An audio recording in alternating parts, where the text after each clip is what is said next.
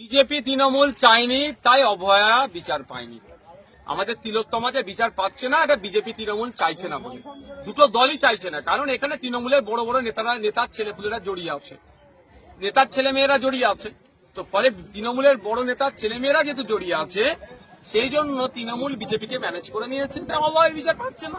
সব সহজ কথা আমি বলছি।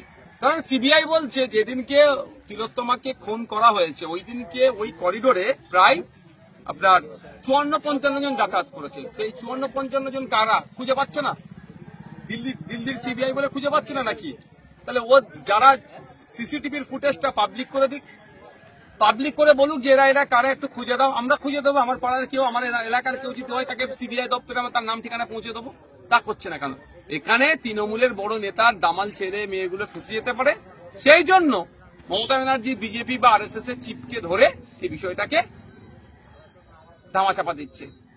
আমরা অভয়ার বিচারের জন্য, তিলোত্তমার বিচারের জন্য আমরা সাধারণ মানুষকে বলবো, তিলোত্তমা খুন হয়েছে আমাদের জন্য, অর্থাৎ হসপিটালে যে নোংরামি হতো, সেই নোংরামির বিরোধিতা করতে গিয়ে আমাদের সাথে রোগীদের সাথে নোংরামি করত, জাল ঔষধ, এই ধরনের ওটি রুমে মচ্ছপ, মহিলা যারা ওখানে থাকতো মানে মর্গে, সেই মহিলাদের সাথে নোংরামি করে ভিডিও বিক্রি করতো বাইরের মার্কেটে।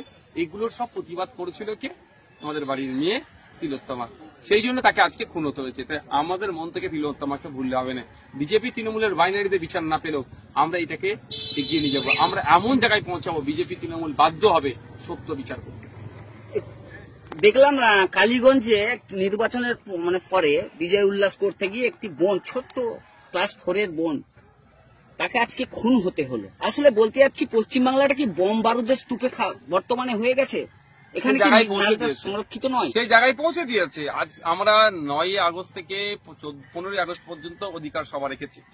জাতীয় পতাকা উত্তোলন করে আমাদের প্রোগ্রাম সমাপ্ত হবে 15 আগস্টে। তা আমাদের দাবির মধ্যে এটাই, তিলোত্তমা, তামান্নার খুনিদের শাস্তি এবং সর্বস্তরের নারীদের সার্বিক নিরাপত্তা। আজকে নারী নিরাপত্তা কোথায়? আপনি দেখুন না, কসবার ল কলেজে তৃণমূলেরই টিএমসিপির মেয়ে, টিএমসিপির নেতা দ্বারা ধর্ষণের শিকার হচ্ছে। তামান্নার মতো ফুটফুটে বাচ্চাকে আজকে কালীগঞ্জে খুন হতে হচ্ছে। হাঁসখালির বোনটার কথা ভুলে যাচ্ছি আমরা, নাবালিকাকে কি ধর্ষণ করেছিল, রাতারাতি তাকে দাহ করেছে। এগুলো আমরা বলছি না, এই অন্যায় তৃণমূলের আমলে বেড়ে যাচ্ছে, এগুলোকে আটকাতে হবে।